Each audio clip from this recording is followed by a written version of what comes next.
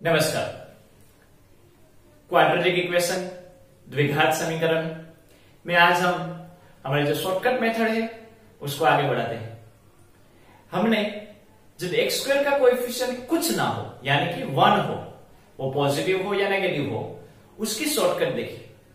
अभी समझो x square का कोएफिशिएंट कोई डिजिट दिया जाए एक्सेप्ट 1, तो उसमें क्या करना है समझ लें। 2x² plus 5x plus 3 is equal to 0।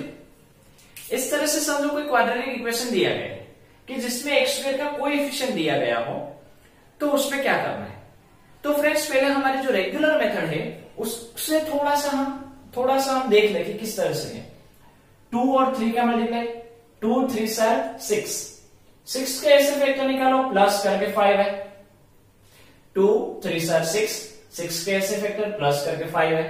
2 3 6 and 2 plus 3 5, वही उसका आंसर है। तो क्या लिखेंगे, लिखने की trick 2x² plus 3 is equal to 0। वो तो ऐसे ही रहेंगे। फैक्टर्स क्या निकले 2x एंड 3x लिख लिए। अभी दोनों की साइन हमने यहां पे फैक्टर्स का प्लस किया है, मींस सेम साइन। जैसे सेम साइन एडिशन, तो एडिशन मींस प्लस में सेम साइन। सेम यानी या दोनों को माइनस या दोनों को प्लस। तो दोनों को क्या दे, तो दोनों को यहां पे जो है वो देना है। यहां पे प्लस है तो दोनों की क्या साइन आएगी, प्लस। ओके। अभी फ्रेंड्स हमने जो पहले वीडियो में देखा था, पहली बार हमने क्वाड्रेटिक इक्वेशन किया था, उसमें देखा था कि दोनों में से दो की पेयर बनाओ और कॉमन निकालो। यहां पे 2x कॉमन, x प्लस 1, यहां पे 3 कॉमन, x प्लस 1। ये x प्लस 1 और x प्लस 1 इक्वल होने चाहिए, वरना हमने कहीं पे गड़बड़ की है वैसा मानना है। x प्लस 1 एक बार लिखेंगे, कॉमन निकला, क्या रहा अभी 2x प्लस और 3 इज इक्वल टू 0। क्लियर। अभी एक बार x plus 1 is equal to 0 and 2x plus 3 is equal to 0। Plus 1 उस साइड जाएंगे तो माइनस 1, यहां पे 2x is equal two plus 3 उस साइड जाएंगे तो माइनस 3। 2 और x के बीच में कुछ रिलेशन नहीं तो मल्टीप्लीकेशन का रिलेशन होता है। कोई साइन नहीं है तो क्या होगा, मल्टीप्लीकेशन। मल्टीप्लीकेशन दूसरी साइड जाता है तो क्या होता है, डिवीजन। मींस फ्रैक्शन में जाएगा तो डिनोमिनेटर में चला जाएगा। तो ये हमारा आंसर होगा। फ्रेंड्स स्टेप्स काउंट करो, 1 2 3 4 एंड 5 स्टेप्स में हमने उसके जीरोस फाइंड आउट की। अभी फ्रेंड्स सेम क्वेश्चन को हम हमारे शॉर्टकट ट्रिक से देखते हैं। Same question 2x² plus 5x plus 3 is equal to 0। इन दोनों में यहां पे आपने स्टेप किए, यहां पे हम स्टेप्स किए बिना करते हैं। तो यहां पे फॉर्मेट, जैसे आगे हमने देखा था फॉर्मेट कैसा बना था, x समथिंग था। यहां पे इस तरह से कुछ फॉर्मेट बनेगा, x upon something is equal to 0। यहां पे डिनोमिनेटर में हम रखेंगे, कहां पे रखेंगे, डिनोमिनेटर में। क्यों, वो हम आपको बाद में कहते हैं। सेम 3 2 6 के ऐसे फैक्टर प्लस करके 5 है। 3 2 6, कहीं पे भी 3 रखो, कहीं पे भी रखो, 2 रखो, 2 यहां पे रखो, 3 यहां पे रखो, कोई प्रॉब्लम नहीं। दोनों की sign same, plus mean same sign, तो मिडल वाली दोनों में प्लस।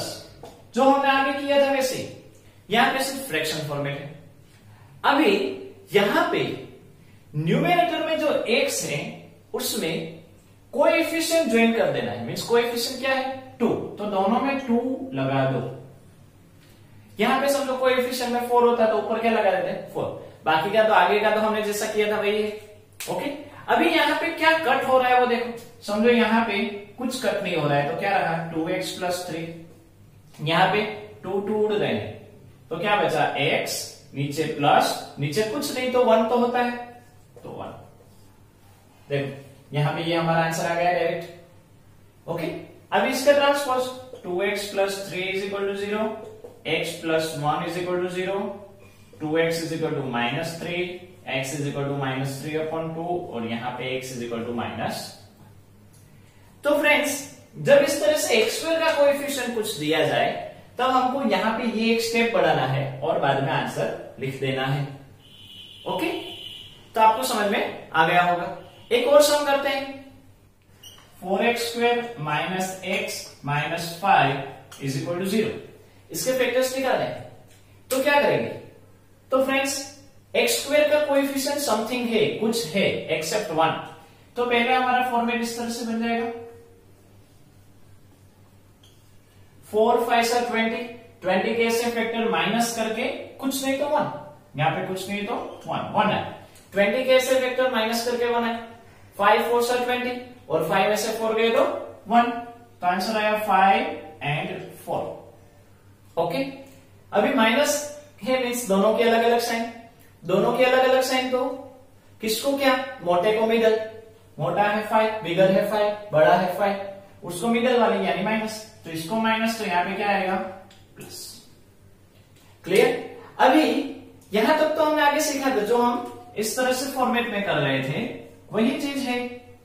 ओके, बट यहां पे सिर्फ फ्रैक्शन फॉर्मेट में एक स्टेप क्या बढ़ गया कि अभी यहां पे न्यूमरेटर में x है, उसमें एक्स स्क्वायर का कोएफिशिएंट ज्वाइन कर देना है, मतलब 4 है तो यहाँ पे क्या लगा देंगे?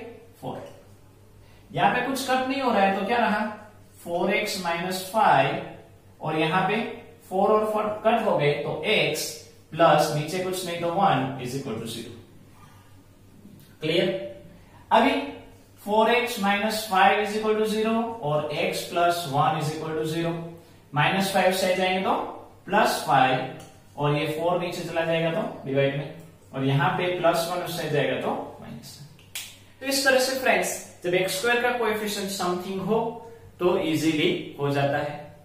एक और सम करते हैं, समझ लें 2x² - 8 + 6x is equal to, means 2x² + 6x - 8 उसके फैक्टर्स निकाले।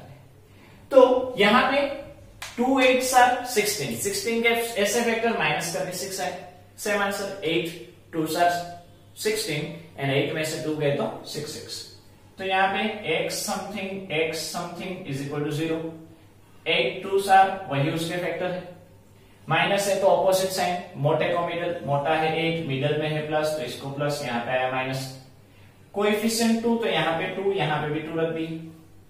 अभी यहाँ पे कट हो रहा है, यहाँ पे 8 और 2 कट हो रहे हैं, तो कट करो, क्या आएगा? 4 2s are 2 2 है, यहाँ पे भी ये 2 2 उड़ गए, क्या क्या रहा? ऊपर x, नीचे प्लस और 4, यहाँ पे x माइनस और नीचे कुछ नहीं तो 1, आंसर है।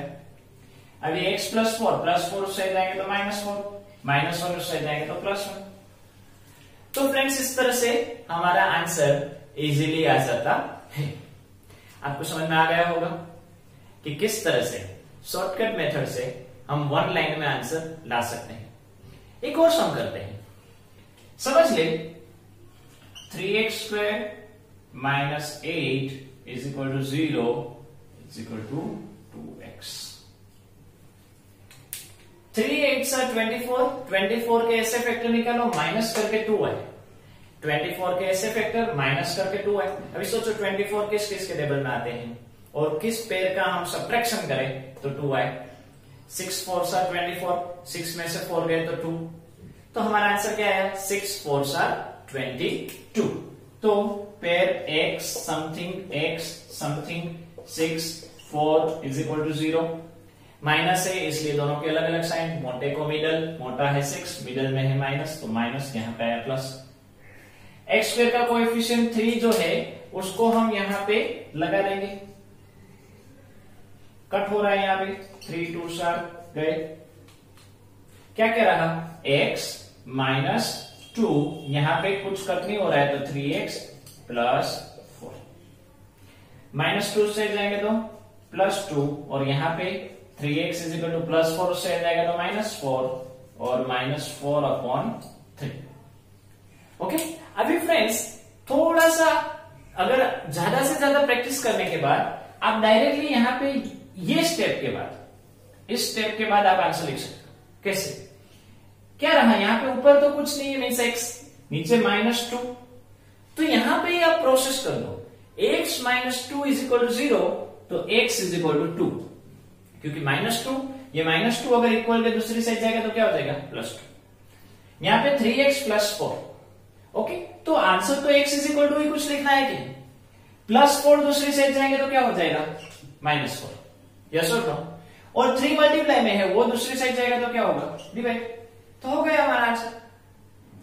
बट आफ्टर प्रैक्टिस आप डायरेक्टली इस तरह से लिख सकते हो। अच्छे से आपने समझ लिया है वैसे मैं मानता हूं। नमस्कार, जय हिंद, जय भारत।